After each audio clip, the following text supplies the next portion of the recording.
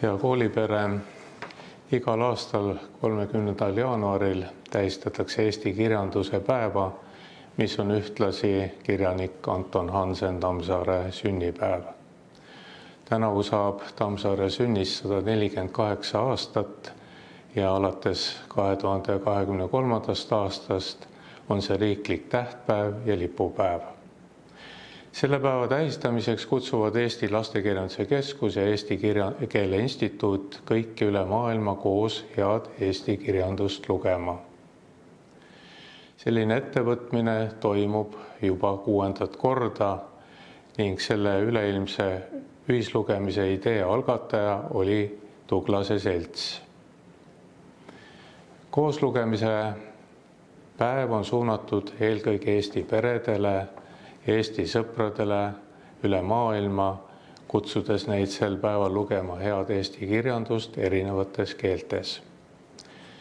Selle aasta raamat, mida koos loetakse, on Ellen Niidu raamat Onu ööbikust.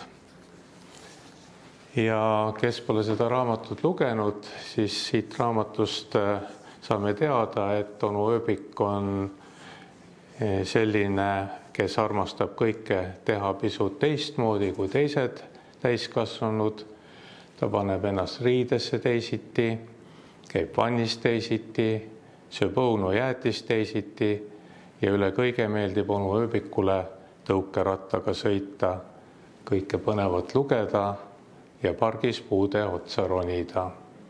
Öötöö talle väga ei meeldi, aga selle kannatab ta lihtsalt mehiselt ära.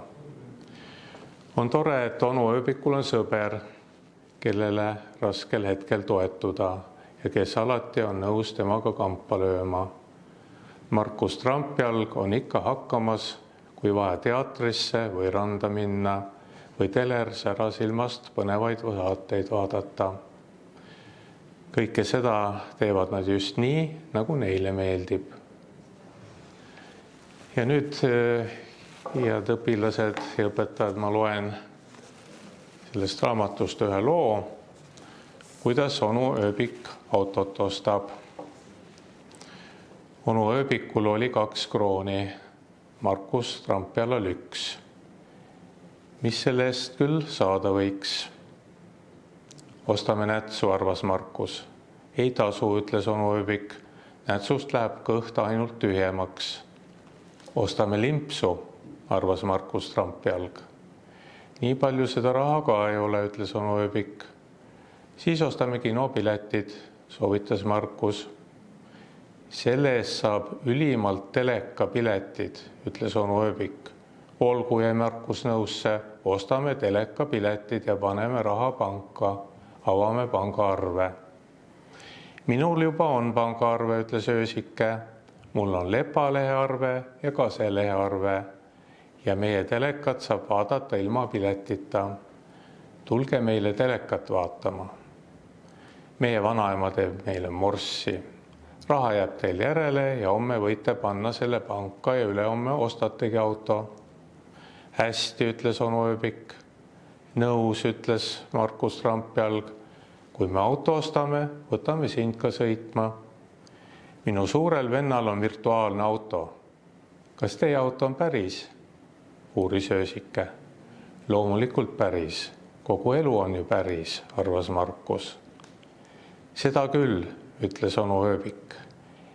Ega see ei loe, et meie auto on alles autoäris. Ta on seal äris ikkagi päris, teiste autode seas. Aga eriti päris on ta meie mõlema peas, lisas Markus Trampjalg. Selline jutt siis Onu ööbikust. Ja loodan, et loete siit teisigi jutte ja teile nad meeldivad nii suurtele kui väikestele. Ja soovin teile head Eesti raamatuaasta jätku ja meeleolukat Eesti kirjanduse päeva.